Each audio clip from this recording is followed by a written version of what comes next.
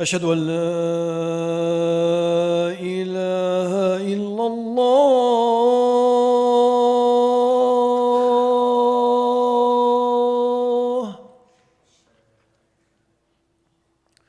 أشهد أن لا إله إلا الله.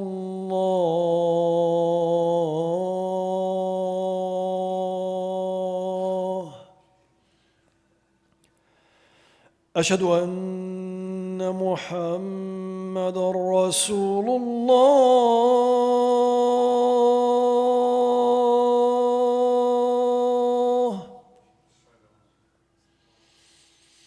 أشهد أن محمدًا رسول الله.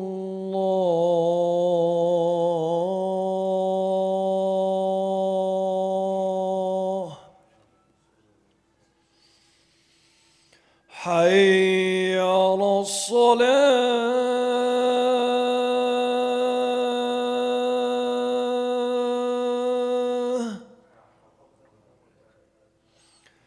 حي على الصلاة.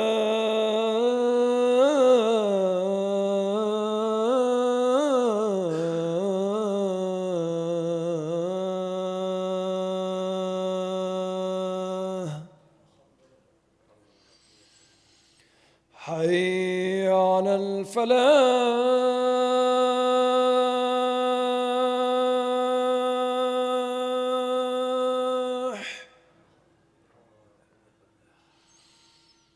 حي على الفلاح.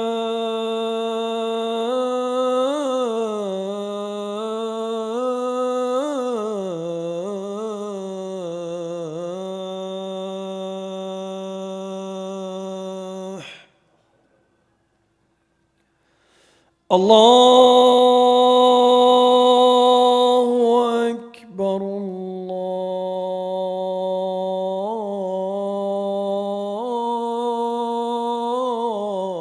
الله أكبر. لا إله إلا الله.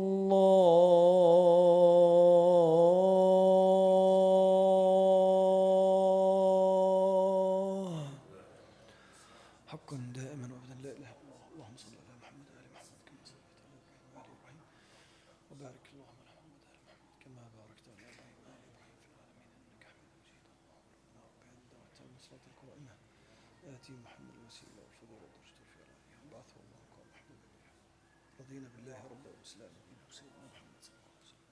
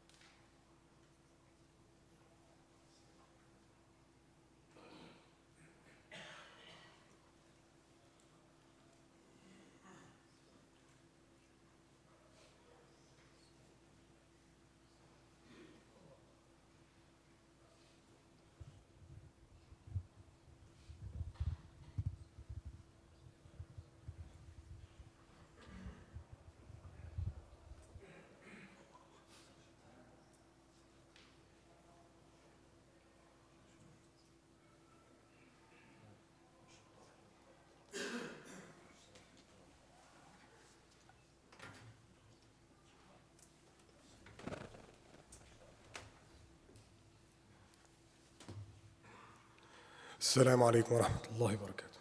الله أكبر الله أكبر الله أكبر الله أكبر أشهد أن لا إله إلا الله أشهد أن لا إله إلا الله أشهد أن محمدًا رسول الله أشهد أن محمدًا رسول الله حي على الصلاة حي على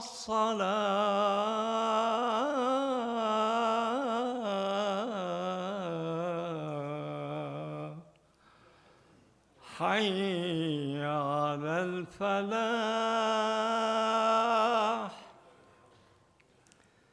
حي على الفلاح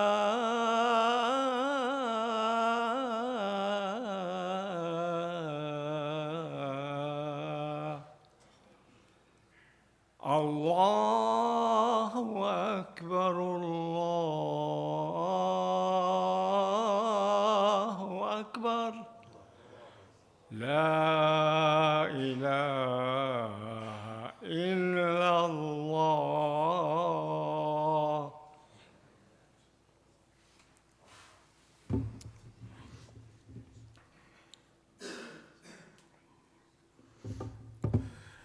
إن الحمد لله نحمده ونستعينه ونستغفره ونستهديه ونعوذ بالله من شرور أنفسنا ومن سيئات أعمالنا من يهده الله فهو المهتد ومن يضلل فلن تجد له وليا مرشدا وأشهد أن لا إله إلا الله وحده لا شريك له وأشهد أن محمدا عبده ورسوله وخليله من خلقه صلى الله عليه وعلى آله وصحبه أجمعين. رب اشرح لي صدري ويسر لي أمري واحلل عقدة من لساني يفقهوا قولي. أما بعد، السلام عليكم ورحمة الله وبركاته. It's always nice to come back to this masjid. SubhanAllah, I've said this all the time. This masjid has a special place in my heart. I love this community without any judgments. Alhamdulillah. And Jazakumullahu khairan for the beautiful adhan. It's always refreshing to hear the call of prayer. And excuse me, I have a bit of a sore throat that I'm getting over, so I'm sorry for the deep voice today. And I'm using my phone for notes, and I'm not texting while giving the khutbah. The khutbah today is a little tough because it involves a topic that has been near and dear to my heart, and I haven't been able to express it. And only a few scholars are really addressing this topic in the community. It seems to be a non-issue for a lot of Muslims, at least in Southern California. And the issue today that we're going to be talking about is the liberalization of the Muslim community. The fact that Muslims are becoming more and more liberal, all right? And we're going to talk about it from an Islamic point of view. I'm not a scholar, so I'm going to talk about it socially. I'm going to, the khutbah itself is referencing Dr. Sherman Jackson and Dr. Michael Smith, both very learned individuals, and they're talking about it and use their own citations and references. But this is a matter of community, and where our community was, where it is now, and where it might be in a few years. When some of you are all gone and your kids, it's up to them to lead the Muslim community. And me and my generation, and then after us. And I start with a verse from the Quran in Surah Al-Ahzab where Allah subhanahu wa ta'ala says, وَمَا كَانَ لِمُؤْمِنٍ وَلَا مُؤْمِنَةٍ إِذَا قَضَى اللَّهُ وَرَسُولُهُ أَمْرًا أَنْ يَكُونَ لَهُمُ الْخِيرَةُ مِنْ أَمْرِهِمْ وَمَنْ يَعْصِ اللَّهَ وَرَسُولَهُ فَقَدْ ضَلَّ ضَلَالًا مُبِينًا. Allah subhanahu wa ta'ala says in translation, it is not for a believing man or a believing woman when Allah and His Messenger have decided a matter. When something has been decided by Allah and the Messenger, when that decision's been made, it's not appropriate for a believing man or woman to challenge that decision. When Allah subhanahu wa ta'ala tells us that Allah is one, it's not appropriate for us to have a discussion about, is Allah two? Does Allah have a son? Does Allah have a daughter? It's not appropriate. Allah's given us that information already. When Allah subhanahu wa ta'ala says, pray, fast, any of the decisions that have been made, it's not appropriate for us to decide whether we should or should not pray. When Allah subhanahu wa ta'ala says, put a hijab on, indirectly, right? Or directly. It's not appropriate for us to have a debate or a discussion about whether hijab is or is not a decision from Allah subhanahu wa ta'ala, or is not appropriate, or is not mandatory. When Allah subhanahu wa ta'ala says any of these things in the Quran, or the Prophet Muhammad sallallahu alaihi wasallam decrees these throughout his sunnah or hadith, it is not appropriate for us to be having discussions about whether it is okay or not okay, or appropriate or not appropriate. Allah subhanahu wa ta'ala and his Prophet have made these decisions already for us. That's what's beautiful about a religion. That's what makes Islam so appealing, is that there are things that are black and white. Not the entire religion is left open for interpretation. What a silly religion that would be. Hey, make up whenever you want, and 100 years from now, when Islam comes to another community, they can also just change it by their will. And if something is cool at that time, then so be it. If slavery is okay, then Islam is okay with slavery. Oh, if premarital sex is okay, Islam is okay with that too. Gay marriage? Sure, why not? But in the Netherlands, not really. Or in Saudi Arabia, not really. But in the United States, okay. Because we can discuss anything freely and make up our own decisions. What a silly religion that would be. There are things, alhamdulillah, thank you Allah, for providing things that are black and white and clear. And I'm not going to sit here and spew what those things are. It's up to you. That's the point of our religion. It's up to you to find out what is right and wrong. It's up to you to open up the Quran and figure that out. It's up to you to get a scholar, get in front of him and say, teach me. I'm not a scholar. Someone will do that for you, inshallah. Allah subhanahu wa ta'ala has said these things in the Quran and have made them clear. And in the ending of the verse, Allah subhanahu wa ta'ala says, and whoever disobeys Allah and his messenger has certainly strayed into clear error. Brothers and sisters, let's talk about the problem. The problem is, there's a number of problems. But the problem at its core is that there's an attempt to challenge or reject Islam's view on social issues and Muslim life. And that challenge or rejection is coming from us. It's not outside. You know what the outside people think of us? Outside, people think that we're trying to implement Sharia law, that if you stole from CVS, we're going to cut your hand off. I promise you, brothers and sisters, not a single person here even cares to have that discussion with anyone.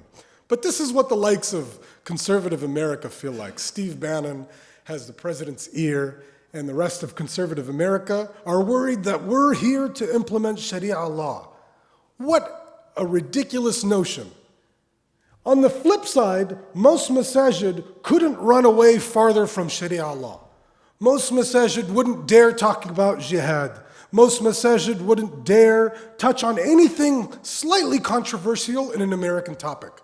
Because most masajid, and Muslim organizations in general, this is a critique of ourselves, so be open to this, please. Because most of us are scared of law enforcement, FBI persecution, of what it's going to feel like when our neighbors hear about our thoughts and prayers. Dr. Khalid Abul Fadl, a UCLA professor, was just banned from the Islamic Center of Southern California for asking the masjid to pray janazah, on Muhammad Morsi in Egypt when he was being put on death row. They just banned him for asking the masjid to pray janazah on his body. This is a very grave, dangerous thing. It's not about Morsi. I'm not going to get political on that topic. It's not about anything other than we are censoring religious thought and political thought. How dangerous it is when Muslims start to take something that's a little controversial and start to censor it from our masajid. What that's telling our community is that, guys, you know what? We're going to be very PC. The masjid is about heaven and hell. It's about aqidah issues. Don't delve too deep into anything that's not aqidah or heaven and hell. Those issues Anything above that, you can go to like organizations like CARE, they could talk about that there. But for a Muslim like you, nah, just focus on like character of a Muslim and mannerisms. The Prophet ﷺ didn't spend the majority of his prophethood in ghazwas, by the way, in war. Literally 36 battles that he was involved in. But don't worry about that stuff. That stuff is irrelevant to a Muslim today. That stuff is 1400 years ago. We have no lessons to derive from anything that the Prophet basically did in any of those battles. That stuff was all during like Islamic Khilafah. It's all irrelevant to you today. And let's not talk about it either, because we have FBI informants here that'll tell them immediately when stuff like that happens. I'm sorry for it being a tough topic today, but this is something that we're facing. And honestly, I'm sorry that I have to be the bearer of this news. But alhamdulillah, it is what it is. We have the problem of redefining Islam's position on gender, on sexuality, on hijab, on interaction between genders, on premarital sex sometimes, on dating, and on many other topics.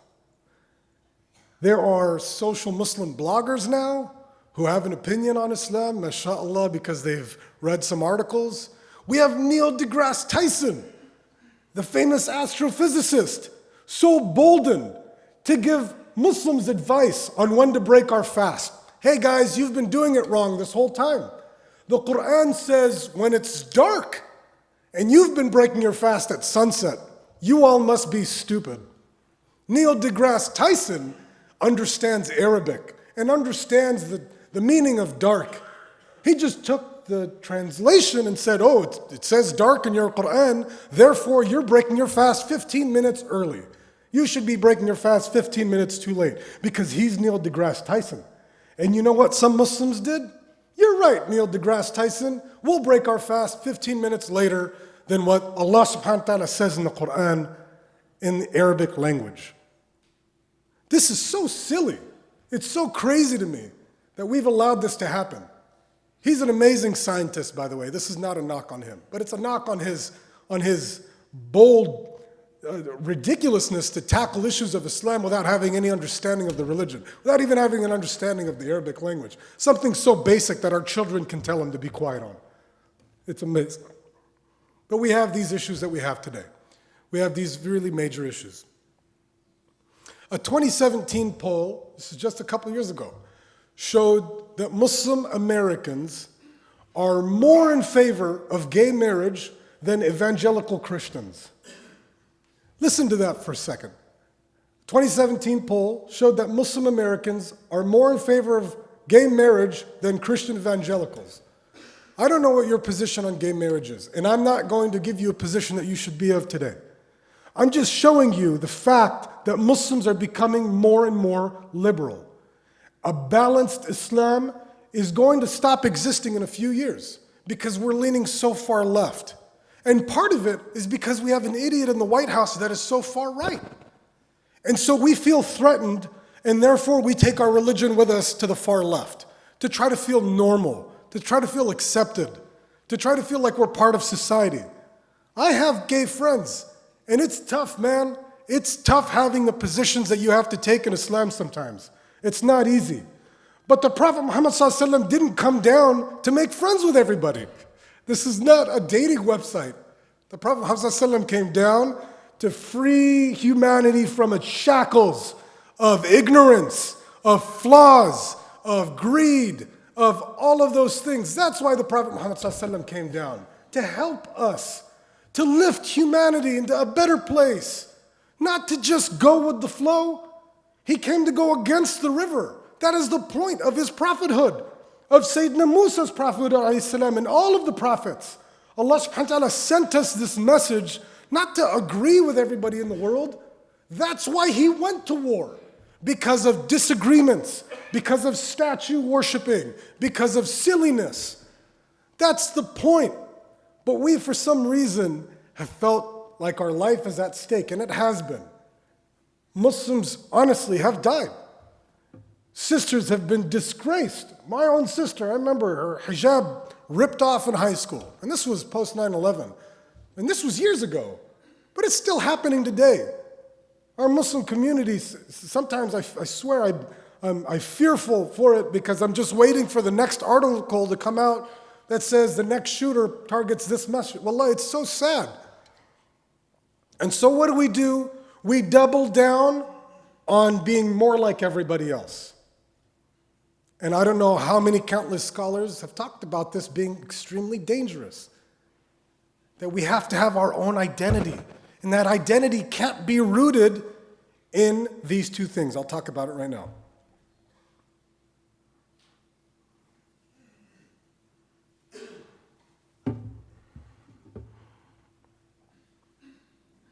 The logic of these two notions, all right, these two notions, or the logic for this argument is based on two things.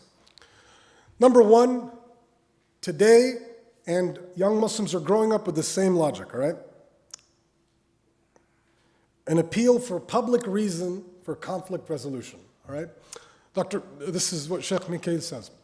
And I think it's very profound. When we have a problem in society, okay, let's just say racism, okay, or greed. Take any problem that's in society. The point today that people are trying to change that problem by public reasoning.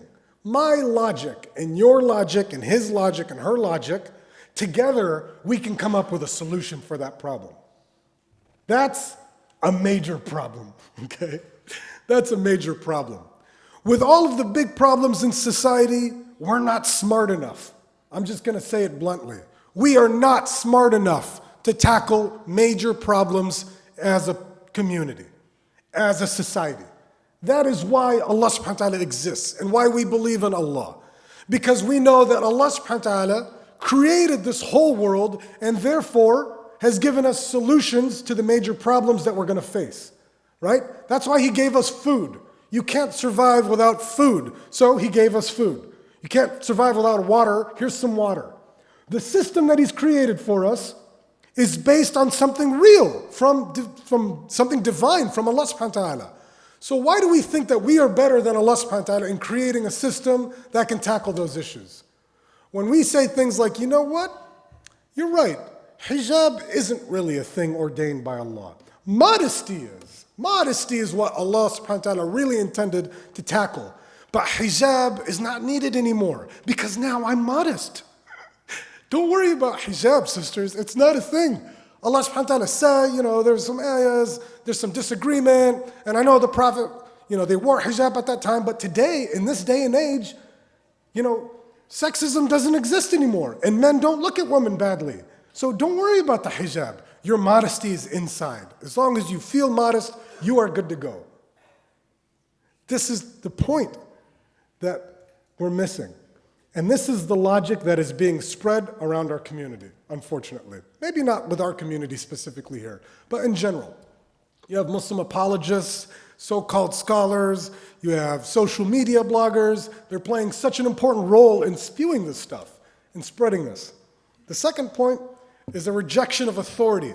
This is the latest and greatest of tackles. And it's not like this is a new thing. When Sayyidina Musa went to Fir'aun alayhi salam, Sayyidina Musa alayhi salam went to Fir'aun, Fir'aun said, I don't need your Lord. I know what I'm doing. In summary, that's what he said. I don't need Allah. I am Allah. I am the God. He pointed to himself saying, I know more than you and more than your God. I got this. Now, Muslims today won't ever admit this and won't ever say this, but many of our community think that they have a better approach.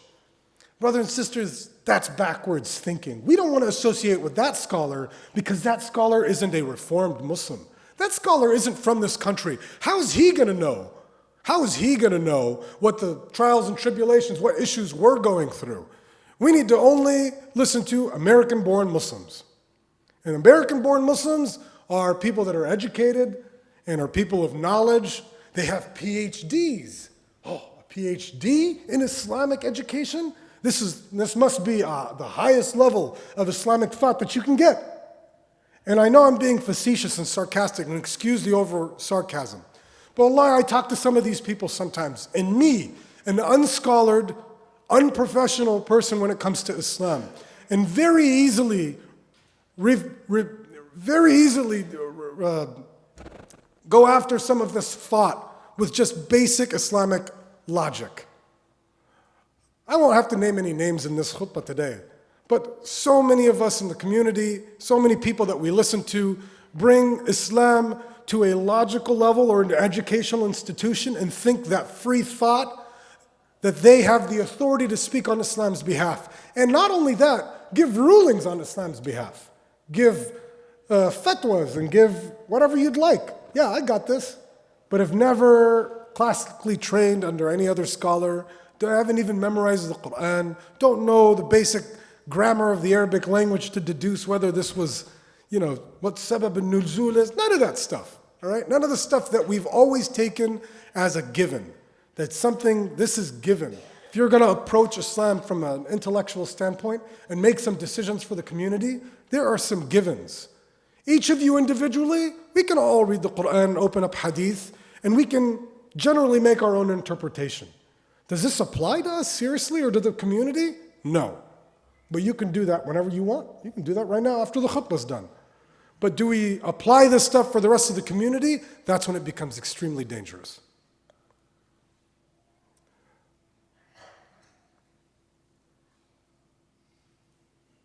Our reliance on people who are learned.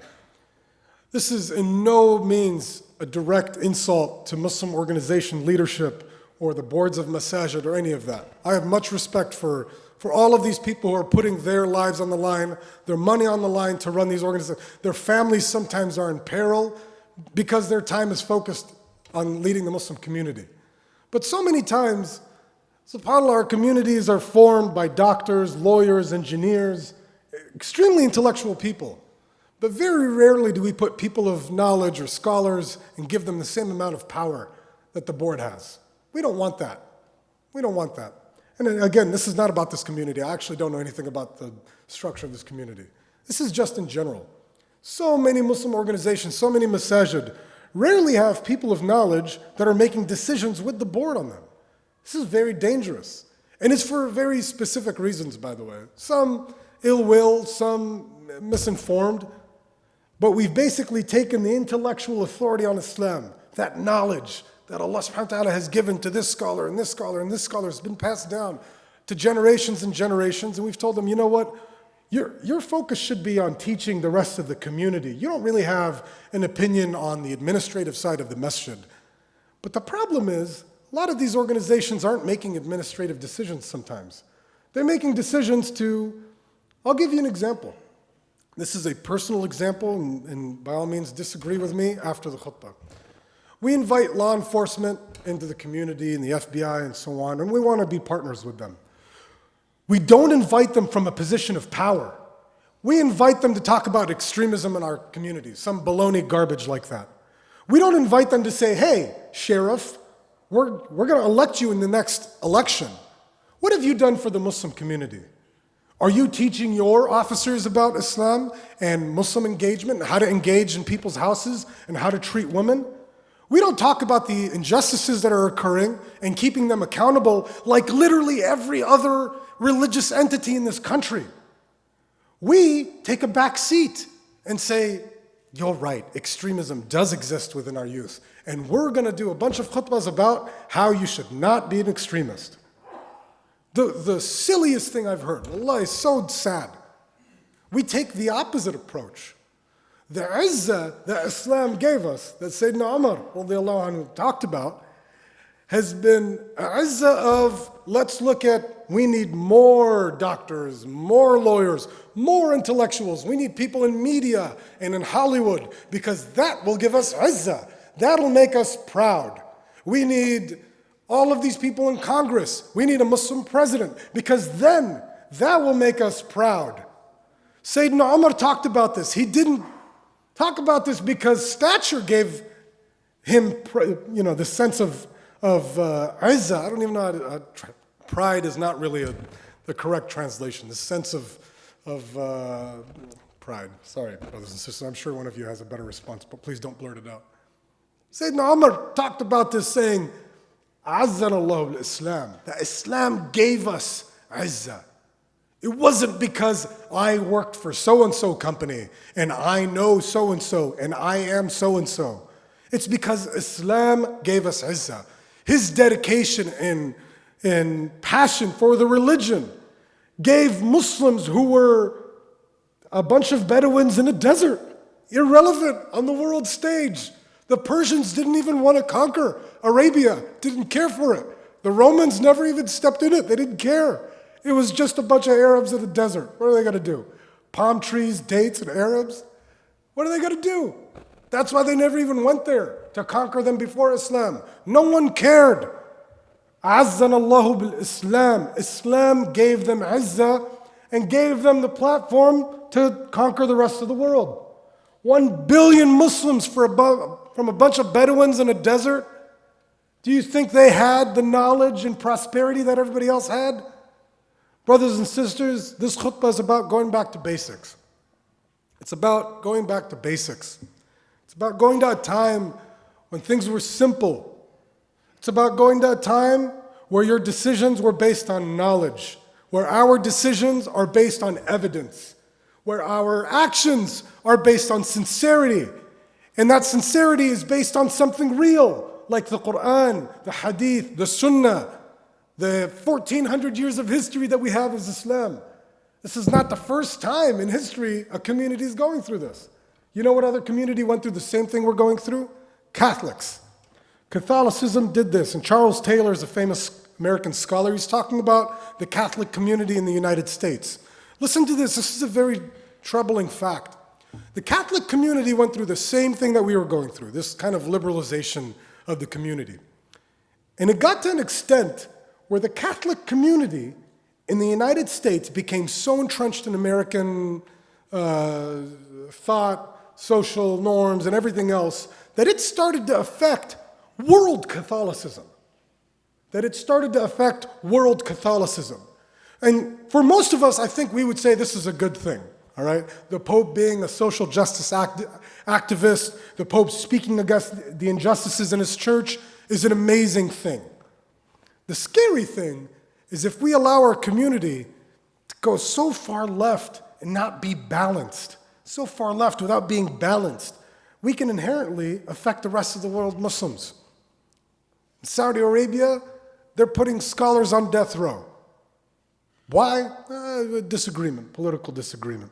In China, they're rounding up Muslims in a bunch of internment camps. But the Muslims here, well, we have to worry about, what we're going to do for who's going to lead Sunday school and the youth groups. And I'm not speaking up against any of that. Those are solid efforts, and wallahi, it's an effort. It's better than nothing. But maybe we could do better than nothing. I feel like we can do a lot better than that. We have so much intellect in this community, especially this community, subhanAllah. There's so much money, so much intellect that Allah subhanahu wa ta'ala has given us.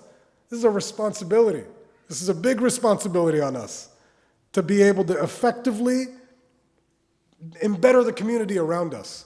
I was talking to this brother the other day about what the role of a Muslim community is, what the role of the masjid is. We were talking about this because for a long time, and I think we made a mistake, my generation did when we were in MSA, we didn't engage in any masajid. It was so silly of us, like a big mistake. We would go to Cal Poly MSA, for example. We had a strong MSA, very active on campus. We didn't know any of the neighboring masajid and never got involved in any of the masajid. And even after Cal Poly days, we still didn't get involved in any of the masajid. And a lot of people in my generation now are kind of just withering around. A lot of even people who are very famous activists aren't involved in anything anymore. We can't, I'm not going to speak on behalf of my generation, but a lot of brothers and sisters can't find a niche in their community. The community's going this way and they feel like it should be going this way. And it's not left or right, by the way, it's just difference in opinion. The Muslim community is at an interesting standstill, all right? There are some masajid that have taken a left turn, some masajid that have taken a hard right. The most important is that we stay balanced. The Prophet Muhammad told us about this. This is not a khutbah about being more conservative. This is a khutbah about trying to be balanced, trying to seek balance, trying to understand what the Prophet Muhammad wanted from us, what Allah subhanahu wa ta'ala says to us in the Quran. There are many of examples. I can go on for days about examples.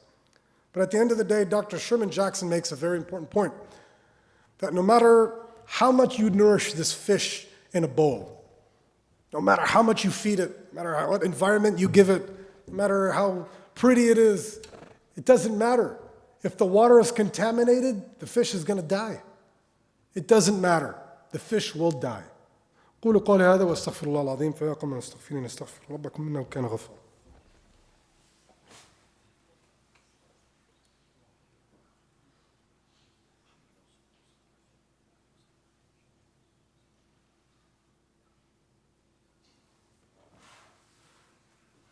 أعوذ بالله من الشيطان الرجيم بسم الله الرحمن الرحيم.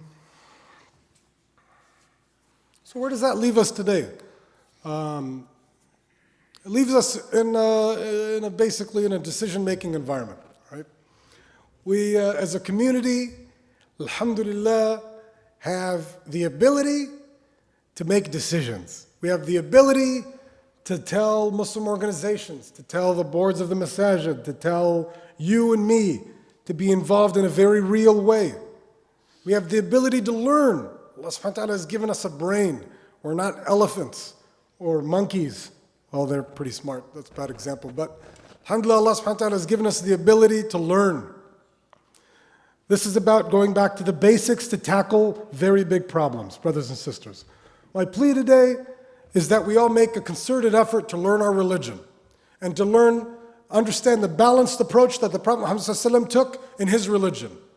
To some people, this is another discussion with a brother the other day about, what was the discussion about? We were talking about how the Prophet Muhammad ﷺ to one person would give him an example or a decree that was the exact opposite of what he would give another person. And both are sahih hadith. He would tell one person, Prophet of Allah, I'm a Bedouin, I live out here, what should I focus on? And the Prophet would tell him to fast and pray and to be righteous. And another person came to him and said the same exact thing. The Prophet said, go for jihad, it is obligatory upon you to do that. The Prophet ﷺ was an interesting man. And he was just implementing Islam at its core. Islam is not a backwards religion. The fact that we double down on a religion, wallahi, will give us the intelligence to tackle issues that we need to tackle today. This is not a khutbah about going back to 1400 years ago. This is about moving forward. And how do we move forward? We move forward not by taking progressive ideas. It's by looking at Islam with a lens that is balanced. Islam has it in there. The Quran has those issues in there. Let's base our decisions off of those things and not off of progressive ideas alone. Let's take those progressive ideas and talk through them and see if there's wiggle room in Islam for that. And if there isn't, then the answer is no wiggle room on this subject, but we will accept homosexuals in our community because Allah subhanahu wa ta'ala has created all different types of people. And if you're gay, we'll accept you in our community, but we don't accept your actions. And we'll accept people without scarves because of course they're human beings and they're Muslims, but we won't accept the fact that Allah subhanahu wa ta'ala says sisters should not be covered, or what other bogus claims those apologists make. We should be firm in our religion, but accepting of people. We should be firm in our understanding from the Prophet Muhammad ﷺ and try to figure this stuff out. This is hard stuff. A lot of us are plagued with very, very hard issues that we're dealing with. How do you buy a house? Well, to some of you it's okay, and to some of you it's not. This is the decision our scholars have come to, and some scholars said, nope, that's not a decision. We figure this out by talking through the issues, not by making claims that are so left or so right that we can't get a decision on. This is my plea, brothers and sisters. Take it as if you may. I was born and raised here. I went to public school here, went to college here, I work here, and I'm plagued by this daily. I have kids, and I'm trying to figure this out just like you are. Alhamdulillah, Rabbil Alameen. Alhamdulillah, alhamdulillah. Jazakumullahu khairan for accepting me into your community, and I hope you heed and take this small piece of advice from me, inshallah, for what it's worth. And we ask Allah subhanahu wa ta'ala to bless our community. We ask Allah subhanahu wa ta'ala to make us from the strongest of communities in the entire world. We ask Allah subhanahu wa ta'ala to make this community in San Gabriel Valley a beacon of hope, an example for the rest of the communities throughout our country and through the rest of the communities throughout the world. We ask Allah subhanahu wa ta'ala to bless our brothers and sisters that are striving for His sake all over the world. We ask Allah subhanahu wa ta'ala to free the Muslims in China, that are the Uyghur Muslims that are being oppressed by the Chinese. We ask Allah subhanahu wa ta'ala to free them, to give them izzah, to give them the patience and sustenance to keep on going. And we ask Allah subhanahu wa ta'ala to free the mujahideen around the world that are fighting for His sake, the ones that are on the truth path of Allah subhanahu wa ta'ala. And we ask Allah subhanahu wa ta'ala to give us guidance and to bless this community and your children and to give you wealth and to give you izzah. وآخر دعوانا الحمد لله رب العالمين وأقم الصلاة. الله أكبر الله أكبر أشهد أن لا إله إلا الله أشهد أن محمدا رسول الله حي على الصلاة حي على الفلاح قد قامت الصلاة قد قامت الصلاة الله أكبر الله أكبر لا إله إلا الله.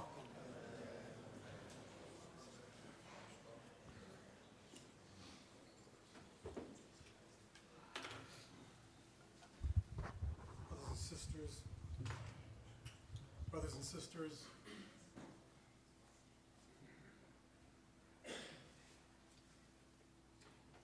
sisters, pray shoulder to shoulder, foot to foot.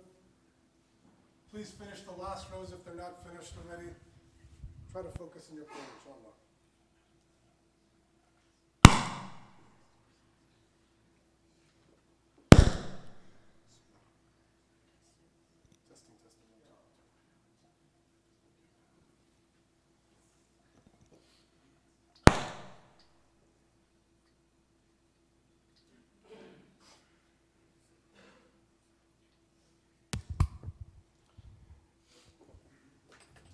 Try to focus on your prayer, inshallah.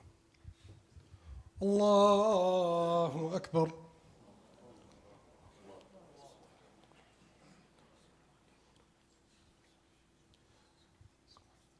الحمد لله رب العالمين الرحمن الرحيم مالك يوم الدين إياك نعبد وإياك نستعين اهدنا الصراط المستقيم صراط الذين أنعمت عليهم غير المغضوب عليهم ولا الضالين آمين.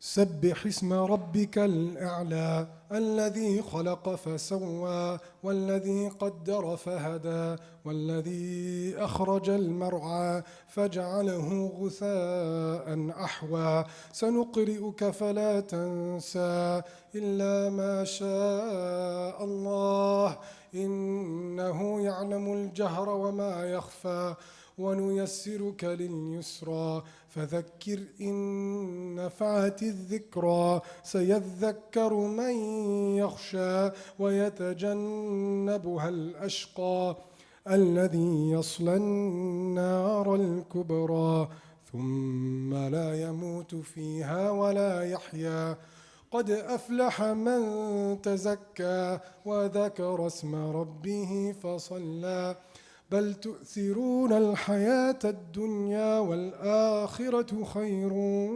وأبقى إن هذا لفي الصحف الأولى صحف إبراهيم وموسى.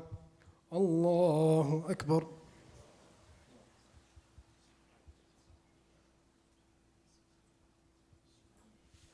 سمع الله لمن حمده. الله أكبر.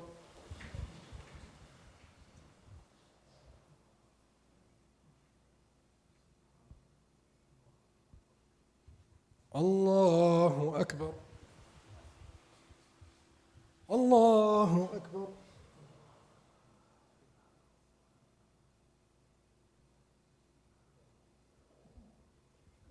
الله أكبر.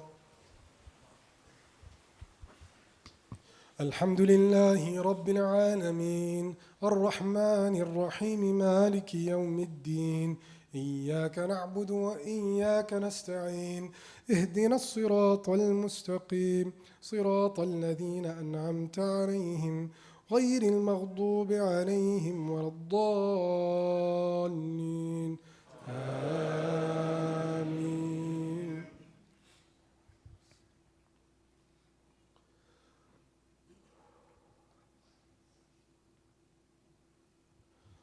والضحى والليل إذا سجى ما ودعك ربك وما قلى وللآخرة خير لك من الأولى ولسوف يعطيك ربك فترضى ألم يجدك يتيما فآوى ووجدك ضالا فهدى ووجدك عائلا فأغنى فأما اليتيم فلا تقهر وأما السائل فلا تنهر وأما بنعمة ربك فحدث. الله أكبر.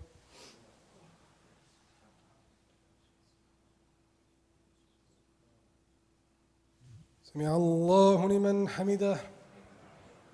الله أكبر.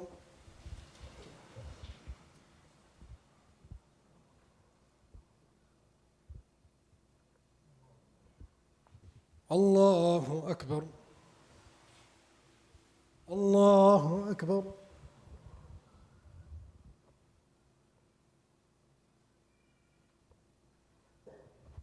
الله أكبر.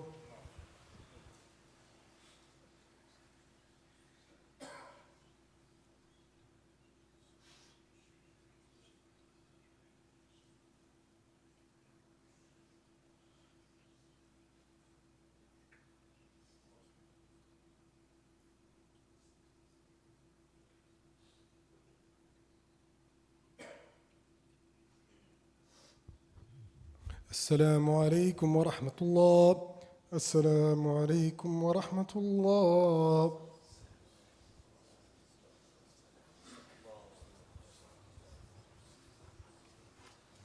Assalamu alaikum wa rahmatullah. We thank Allah subhanahu wa ta'ala for making us observe another Friday together. Alhamdulillah, may Allah collectively, all of us, be in Jannah and meet every Friday, inshallah. We thank our Khatib, Brother Amir Martaban, for his khutbah. May Allah guide all of us into that, inshallah. Tonight, family sports night, potluck dinner too. So it's free potluck, so please attend. Bring the kids, they could enjoy the sports.